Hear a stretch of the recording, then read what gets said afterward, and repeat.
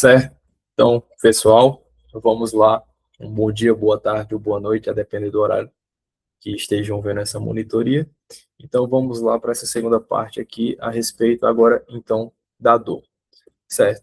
Mas, a princípio, o que seria exatamente a dor? Como o próprio professor traz em seu slide, seria uma experiência de modo geral, de caráter sensorial, até mesmo emocional. Obviamente, a dor é desagradável, né? Associada ou então a um dano no tecido ou a um dano potencial.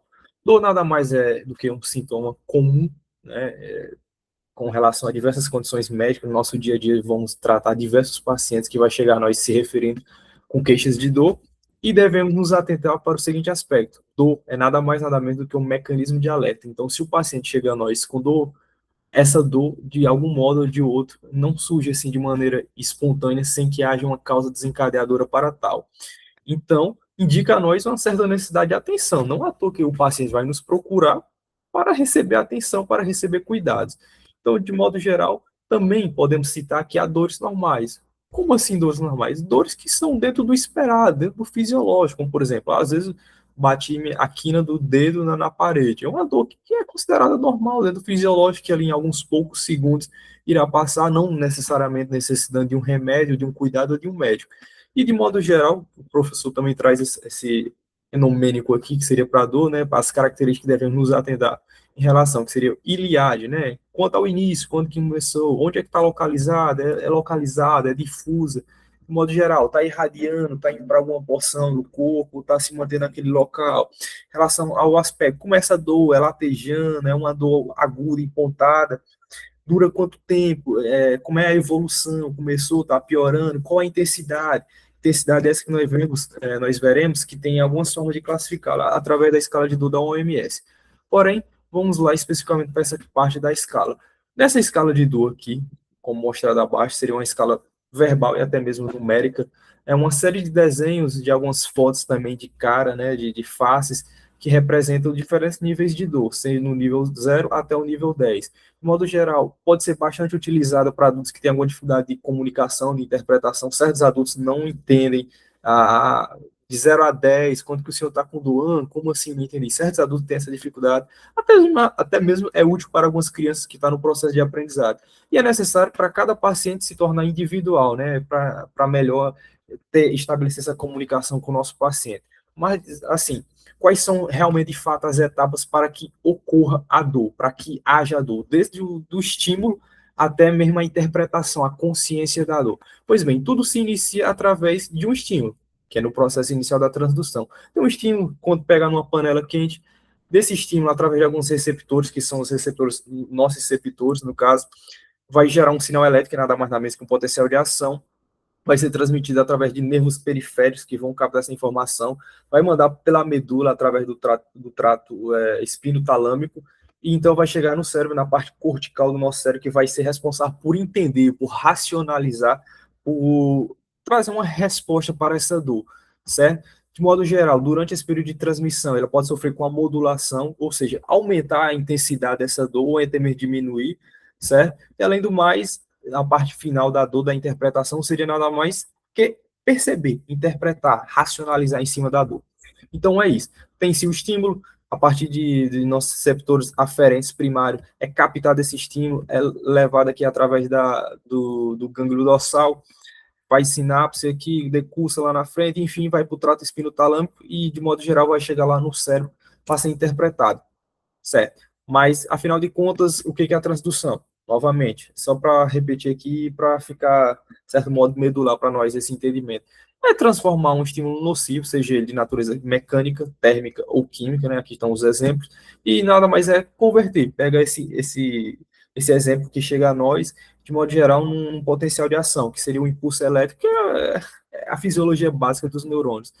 Então, de modo geral, vale a salientar nessa parte aqui da transdução que algumas substâncias químicas, no caso as prostaglandinas, né, as citocinas inflamatórias, quando liberadas naquele local onde ocorreu aquele dano, vão sensibilizar esses nossos receptores, ou seja, vão torná-los mais hiperexcitáveis, mais fáceis de ser excitados, vão diminuir o limiar, ou seja, uma menor dor um menor estímulo já é capaz de aumentar aquela dor. Então, de modo geral, aqui já nos indica, já nos sinaliza para onde é que nós vamos escolher nosso alvo farmacológico? Então, se nesse processo inicial, quando há um dano, quando há uma inflamação, enfim, de modo geral, já vamos chegar mais isso à frente, então, isso nos indica que devemos escolher fármacos que diminuem essas citocinas inflamatórias, que, por sua vez, são as responsáveis por sensibilizar os nossos receptores, aumentando essa questão da dor. Então, de modo geral, escolhemos os AINES, né, ou então os corticosteroides, que, resumidamente, vão diminuir as citocinas. Afinal de contas, tem os diferentes tipos de estímulos, como mostra nessa figura, né, seja o estímulo químico, mecânico ou térmico, vão estimular diferentes tipos de receptores, que, de modo geral, através de todo esse processo, vai levar o potencial de ação e percorrer aquele trajeto que já comentamos atrás. Então, o que é a transmissão exatamente? Nada mais nada menos que o sinal, quando chega no corno dorsal da medula, ele vai ocorrer a primeira sinapse, a primeira comunicação de um neurônio com o outro, liberando alguns neurotransmissores excitatórios, muito detalhe nessa parte, para o glutamato e a substância P. Então, esses já vou chegar na ilustração e vou melhor explicar a respeito dele. Mas, enfim, o sinal elétrico vai viajar da periferia, lá de onde foi captado, né, lá na extremidade, até o sistema nervoso central, através de dois tipos principais de fibras, que são a fibra A delta, que são fibras responsáveis por aquela dor aguda, peguei numa panela, ou então fibras C, uma dor mais mal localizada, uma dor que persiste por mais tempo. Então, quais escolhas farmacológicas que podemos atuar diretamente aqui nessa parte da transmissão? Os anestésicos, obviamente. Um exemplo claro, lidocaína, bupivacaína, enfim, de modo geral, vão bloquear os canais de sódio, então, sem sódio para o neurônio, ele não vai ter a despolarização. Sem despolarização, sem potencial de ação. Se não tem potencial de ação no neurônio que está levando a informação da dor, então essa informação é cortada no meio do caminho. Muito utilizado esses anestésicos locais aqui quando nós estamos induzindo a dor. No caso, vou fazer uma sutura no paciente, vai doer. Então, por isso, nós utilizamos os anestésicos locais. Certo. Essa daí seria nada mais do que uma ilustração a respeito, perdão, de cada fibra que estará atuando. A delta, fibra C, né? Enfim, os diferentes estilos de estímulo, o caminho no qual elas irão percorrer. Em relação à modulação, essa é uma parte extremamente importante da nossa aula aqui, que seria nada mais modular do que amplificar, né? Ampliar, aumentar, ou então diminuir, inibir a quantidade de dor, em teoria. Uma teoria que explica isso justamente seria a teoria do portal da dor, que é por onde passa esse estímulo, ele pode sofrer amplificação ou até mesmo uma certa inibição. Enfim, em relação à inibição, o nosso corpo vai liberar para diminuir essa dor, para não ser um processo tão lesivo, assim, tão desagradável mentalmente para nós, né? Ele vai liberar alguns opioides endógenos, como as endorfinas, né, que nós também liberamos bastante quando estamos praticando exercício físico, e as encefalinas, que vão bloquear a passagem de sinal doloroso, vou mostrar na próxima ilustração, e também pode ampliar, tornando mais danoso esse sinal para nós, a depender da necessidade, obviamente, né? Então, quais são as escolhas farmacológicas que nós podemos atuar aqui nessa parte da modulação, para diminuir, para inibir a dor através da modulação? Os opioides, como a famosa morfina. Então, a morfina é nada mais nada que um opioide, certo? Então, ela tem esse papel de atuar modulando, diminuindo a dor. Aí, além do mais, dos gabapentinoides, que eu vou comentar um pouco mais a respeito dele nesse próximo slide aqui. Lembrando, né, que são responsáveis para diminuir a quantidade de cálcio que entra no neurônio. Para não ficar muito abstrata essa ideia, trouxe essa, então, ilustração aqui. Então, veja só, essa ilustração está de cima para baixo. No entanto, vamos interpretar como um PA que está, na verdade, de baixo para cima, ou seja, de onde está vindo o estímulo, ascendendo para a nossa cabeça, né, para o nosso córtex, através do trato espinotalâmico. Então, veja só, tem um potencial da ação descendo, ou melhor, subindo, certo? Fique claro isso. Através disso, as vesículas contendo glutamato e alguns outros neuroexcitadores, como, por exemplo, a substância P, vão ser liberadas através do influxo de cálcio. A partir de sua liberação, vão se ligar, então, ao neurônio secundário, que é o neurônio transmissor secundário, e vai manter-se, né, esse potencial de ação levando a informação. Então, onde é que nós podemos atuar aqui diretamente? Pois bem, através da via inibitória descendente, certo? Nós podemos atuar em canais alfa-2, através da norepinefrina, que seria um dos papéis lá, mais à frente vou comentar a respeito, dos inibidores seletivos da recaptação de serotonina e noradrenalina, né, que é a norepinefrina. Então, ao atuar nesses receptores, vai diminuir a entrada de cálcio. Ao atuar nos receptores de cálcio, também, que é o caso dos gabapentinóis, né, no caso da pregabalina e da gabapentina, vai diminuir a entrada de cálcio. Ao se ligar também a essas endorfinas, ou então os opioides, que no caso a morfina, por sua vez, vai diminuir a entrada de cálcio. Então, ao eu utilizar um fármaco que vai ligar nesses receptores aqui, fármacos esses que são através da via inibitória descendente, vou diminuir a entrada de cálcio, então pouco glutamato vai ser liberado nessas células aqui, excitando pouco o próximo neurônio. Então, dessa forma, eu estou diminuindo a dor. De modo geral, eu posso atuar aqui também no neurônio pós-excitatório, né, no caso, através dos receptores N-metil-D-aspartato, né, que são receptores para o glutamato, que é no caso da ketamina, certo? Então, através disso, através desse entendimento aqui, nós podemos realmente entender como é que nós já estamos entendendo, como é que nós estamos modulando o que o paciente vai sentir através da dor. Lembrando que um pouco aqui antes seria nada menos do que utilizar os anti-inflamatórios, tanto os esteroidais quanto os não esteroidais, que mais antes aqui, no caso, propriamente no nosso receptor, onde eu vou estar inibindo aquelas citocinas inflamatórias que vão estar cada vez mais deixando aquele limiar mais baixo, a fim de tornar mais fácil de ser excitado esses neurônios. Certo. Em relação à percepção, que é o que nós vamos entender da dor, a informação vai chegar lá no cérebro, na região cortical, na região somatosensorial, nós vamos saber onde é que foi a dor e qual a intensidade. É aí daí que surge a interpretação daquela escala de dor da OMS. No sistema límbico é a parte emocional, que é a sofrência, né? Entender que a dor é um processo ruim, é algo que causa angústia, enfim, medo. Em relação ao pré-frontal, que é onde nós vamos raciocinar, nós vamos entender, nossa, peraí, eu acabei de ter uma dor. Então, é um entendimento próprio da dor, é a consciência de que eu tive uma dor, um episódio doloroso. Então, como é que eu posso atuar nessa parte da percepção? Nada mais, nada menos que os antidepressivos tricíclicos e com os duais, né, que seriam os da serotonina e da noradrenalina. Certo. Dando início, mas quais são, na verdade, os tipos de dor? Temos dores nociceptivas, né, relacionadas diretamente aos nociceptores, seja ela somática, que é aquela bem localizada, bem específica, uma dor aqui onde eu bati o braço, ou então uma visceral, o paciente está ali dito com a apendicite aguda, com a peritonite, ou então podemos ter também as dores neurohepáticas, que são lesões diretamente ali nos neurônios, principalmente na parte do axônio, sendo representado pelas neuralgias, como, por exemplo, neuralgia pós-herpética, ou a neuropatia diabética, ou então, por exemplo, o pessoal comumente é muito chamado, né, o bico de papagaio, que está comprimindo ali uma raiz nervosa e com isso provocando disparos anômalos através daquele nervo, ou então pode ser inflamatória, que é associada a grande quantidade de citocinas, né, que no caso de uma infecção, então aquela região está inflamada, qualquer coisa ali já dói facilmente. Certo. E em relação à dor nociceptiva, como é que nós podemos tratá-la, como é que nós podemos pensar em cima dela? É nada mais nada menos do que o processo da dor normal, a dor onde eu bato meu dedo, a dor onde eu tomar um tropeço e vou bater meu joelho no chão, enfim, é a dor normal. Então, nós vamos atuar em cima dos nossos receptores. De modo geral, no tratamento das dores nociceptivas, nós utilizamos a escala analgésica da OMS, que daqui a pouco eu vou falar a respeito dela, certo? Mas, de modo geral, na escala preconiza que, salvo engano, de 0 a 3 é caráter leve, de 4 a 7 é caráter moderado, e de 7 a 10 são dores graves, certo? Então, uma dor mais leve, uma dor nociceptiva leve ali, de repente eu caí e bati meu braço. Então, eu tomo um analgésico comum, como, por exemplo, dipirona ou paracetamol. Uma dor mais grave, uma dor mais moderada, uma dor que não passa ali, não cessa com esse analgésico comum, eu vou a partir já para o opioide, seja ele mais fraco ou seja ele mais forte, que é no caso da morfina. E uma dor que seria médico provocada, como eu já citei anteriormente, vou fazer a sutura em um paciente, vou tirar um abscesso de uma unha encravada. Então, eu vou lá e faço um anestésico local para essa dor que seria autoprovocada por mim nesses próprios nociceptores.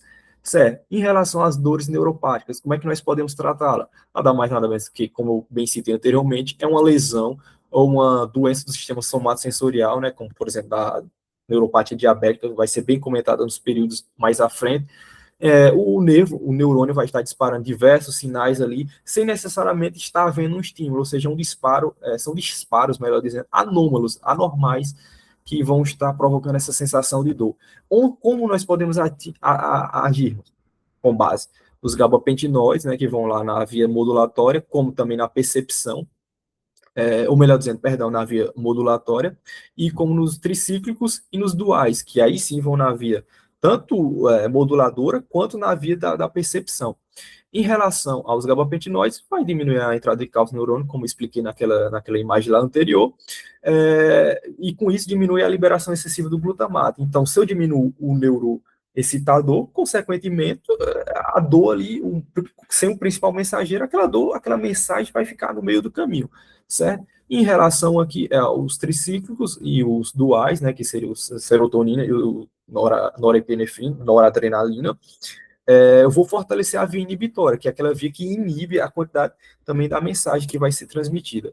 Em relação a um doador mais inflamatório, olha, não tem segredo. Em resumo, diminui a inflamação com anti-inflamatório, seja ele os não esteroidais, né, ibuprofeno, diclofenac, enfim, dipirona não entra muito bem nessa classificação, acabam se colocando ali por mais questão de comodidade e facilidade, e também os esteroides, os esteroidais, né, os corticosteroides, melhor dizendo, que um dos principais deles são a prednisona e a dexa, né, a famosa que atua na fosfolipase A2, que é uma via anterior lá da COX, das LOX, enfim, coisa que nós vimos lá no M3.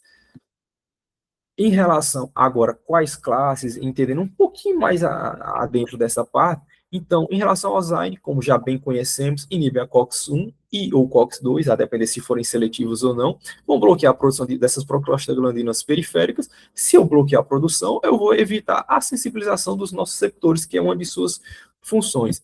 Quais são os principais representantes? Tem diversos outros, o professor colocou lá no seu slide diversos medicamentos, mas enfim, se fosse adentrar aqui, se tornaria nada mais do que algo muito repetitivo. Então, principais, diclofenaco, ibuprofeno, celecoxib, lembrando que são inibidores seletivos da COX-2 aqui, possuem maior risco cardiovascular, então cabe a nós atentarmos a esses detalhes. Lembrando que tem aquelas tabelas lá, um é mais forte para antipirético, outro é mais forte para analgesia, enquanto outro é mais forte anti-inflamatório. Então cabe a nós entendermos essas peculiaridades e entendermos qual que nós iremos selecionar. Em relação aos anestésios locais, vão bloquear os canais de sódio, sem canal de sódio, sem despolarização, por sua vez, não a transmissão do impulso elétrico que vai chegar no nosso cérebro. Representantes, lidocaína, bupivacaína e a ropivacaína, mais utilizado lá no HU, na sala de sutura, sem dúvida a lidocaína, seja com vaso ou sem o vaso, constrição. Os gabapentinoides, né, os principais representantes são a pregabalina e a gabapentina, muito utilizado para dor neurohepática, paciente que terá diabetes por muito tempo. Vocês vão ver isso em vascular no M5, bem como verão também no M6, na parte de endocrinologia, mais especificamente a respeito da diabetes. Mas eles vão se ligar naquela subunidade alfa-2 delta, lá que eu mostrei, vão com isso diminuir a quantidade de entrada do influxo de cálcio. Se diminuir o influxo de cálcio, vai reduzir a liberação do glutamato, que novamente, estou sendo muito enfático, é o principal excitador, ou seja, se não houver o principal excitador, consequentemente vai ter uma inibição, uma modulação de modo geral negativa da dor, ou seja, diminui a dor, certo? E também temos antagonistas NMDA, que são o receptor de glutamato. Então, se eu estou agonizando os receptores de glutamato, de modo geral, a dor vai ser diminuída, certo? Que o principal representa a ketamina, mas isso daqui é bastante interessante, pois a ketamina também